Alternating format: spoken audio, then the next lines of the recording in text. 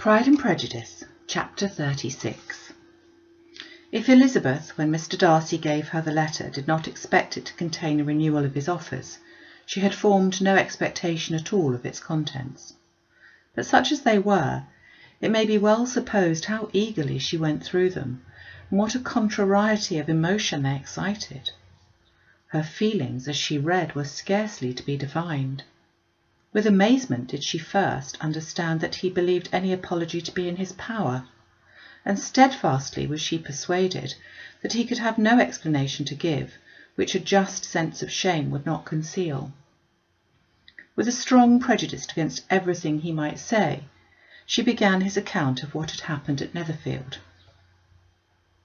She read with an eagerness which hardly left her power of comprehension, and from impatience of knowing what the next sentence might bring, was incapable of attending to the sense of the one before her eyes. His belief of her sister's insensibility she instantly resolved to be false, and his account of the worst objections to the match made her too angry to have any wish of doing him justice. He expressed no regret for what he had done, which satisfied her. His style was not penitent, but haughty. It was all pride and insolence. But when this subject was succeeded by his account of Mr. Wickham, when she read with somewhat clearer attention a relation of events which, if true, must overthrow every cherished opinion of his worth, and bore so alarming an affinity to his own history of himself, her feelings were yet more acutely painful and more difficult of definition. Astonishment, apprehension, and even horror oppressed her. She wished to discredit it entirely, repeatedly exclaiming, "This must be false! This cannot be! This must be the grossest falsehood!"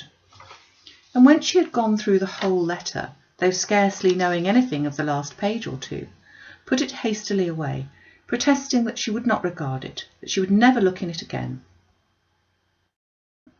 In this perturbed state of mind, with thoughts that could rest on nothing, she walked on, but it would not do.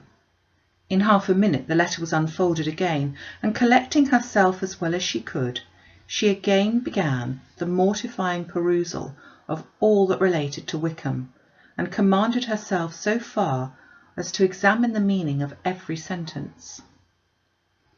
The account of his connection with the Pemberley family was exactly what he had related himself, and the kindness of Mr. Darcy, though she had not known before its extent, agreed equally well with his own words.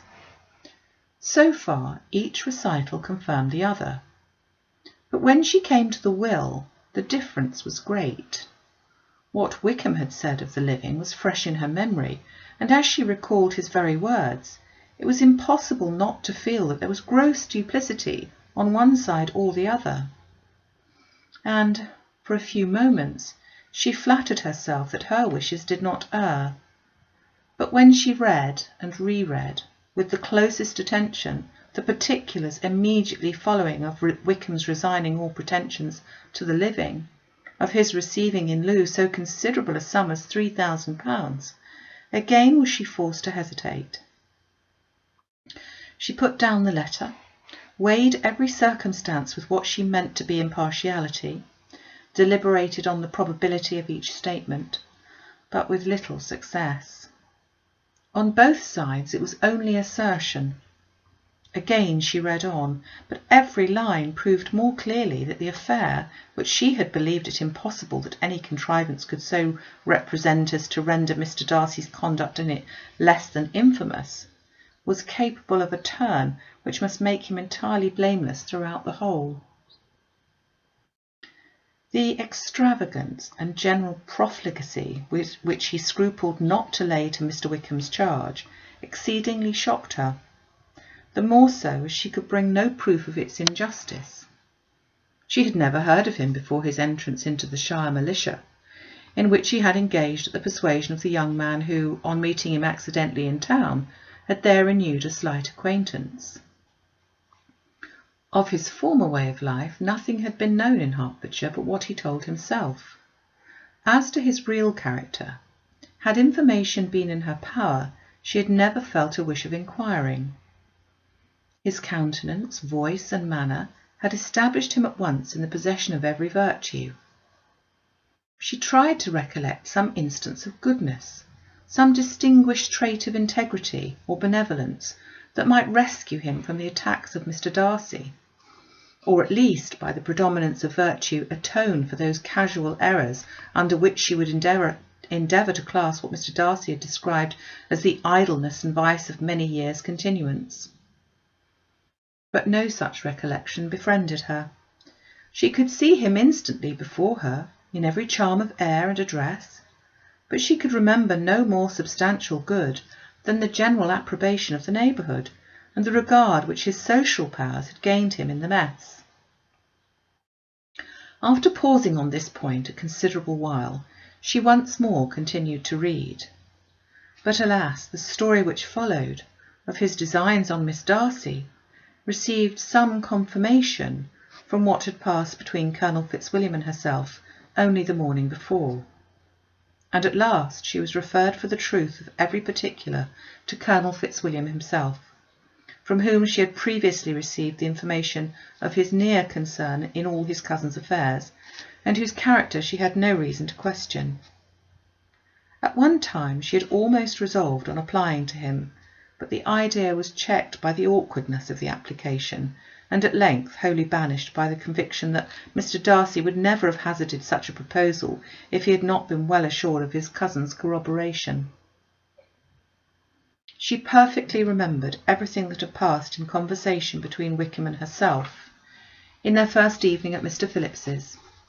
Many of his expressions were still fresh in her memory. She was now struck with the impropriety of such communications to a stranger, and wondered it had escaped her before. She saw the indelicacy of putting himself forward as he had done, and the inconsistency of his professions with his conduct. She remembered that he had boasted of having no fear of seeing Mr. Darcy, that Mr. Darcy might leave the country, but that he should stand his ground.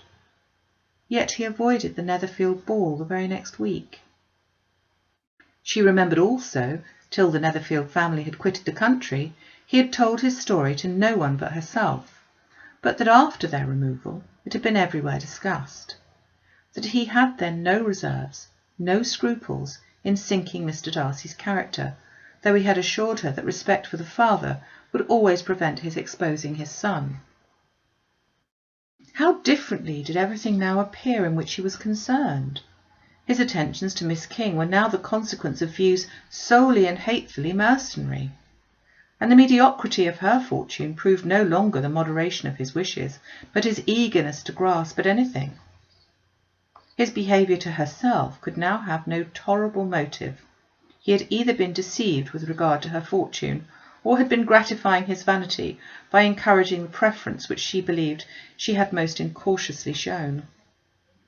Every lingering struggle in his favour grew fainter and fainter, and in farther justification of Mr. Darcy she could not allow, but that Mr. Bingley, when questioned by Jane, had long ago asserted his blamelessness in the affair.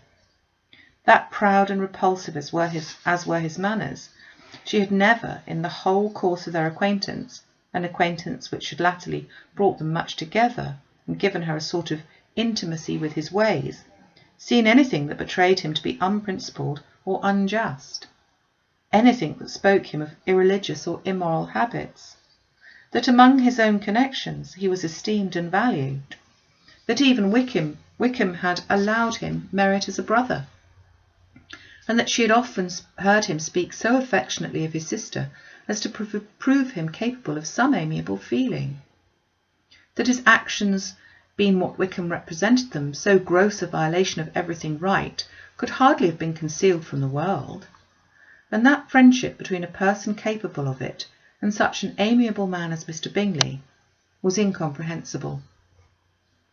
She grew absolutely ashamed of herself. Of neither Darcy nor Wickham could she think without feeling that she had been blind, partial, prejudiced, absurd. "How desperately have I acted!" she cried. "I, who have prided myself on my discernment, I, who have valued myself on my abilities, who have often disdained the generous candour of my sister, and gratified my vanity in useless or blamable distrust. How humiliating is this discovery! Yet how just a humiliation! Had I been in love, I could not have been more wretchedly blind. But vanity, not love, had been my folly. Pleased with the preference of one and offended by the neglect of the other on the very beginning of our acquaintance, I have courted prepossession and ignorance and driven reason away where either were concerned. Till this moment, I never knew myself. From herself to Jane, from Jane to Bingley, her thoughts were in a line which soon brought to her recollection that Mr. Darcy's explanation there had appeared very insufficient, and she read it again. Widely different was the effect of a second perusal. How could she deny that credit to his assertions in one instance, which she had been obliged to give in the other? He declared himself to be totally unsuspicious of his sister's attachment, and she could not help remembering what Charlotte's opinion had always been. Neither could she deny the justice of his description of Jane.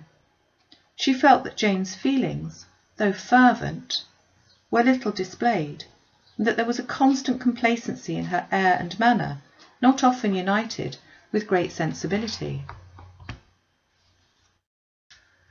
When she came to that part of the letter in which her family were mentioned in terms of such mortifying yet merited reproach, her sense of shame was severe.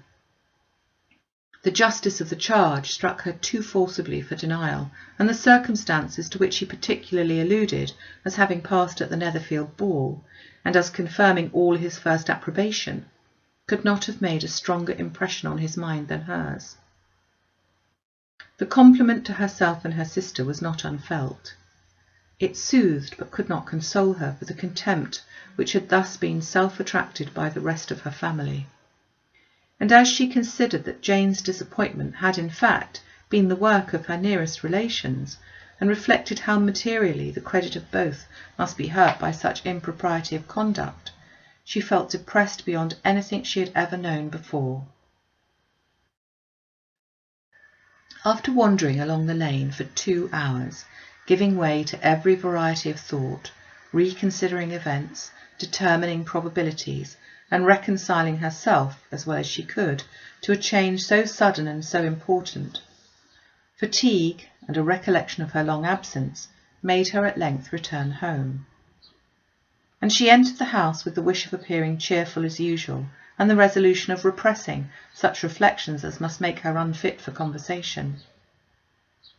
She was immediately told that the 2 gentlemen from Rosings had each called during her absence. Mr. Darcy only for a few minutes to take leave, but that Colonel Fitzwilliam had been sitting with them for at least an hour, hoping for her return, and almost resolving to walk after her till she could be found. Elizabeth could but just affect concern in missing him. She really rejoiced at it. Colonel Fitzwilliam was no longer an object. She could think only of her letter.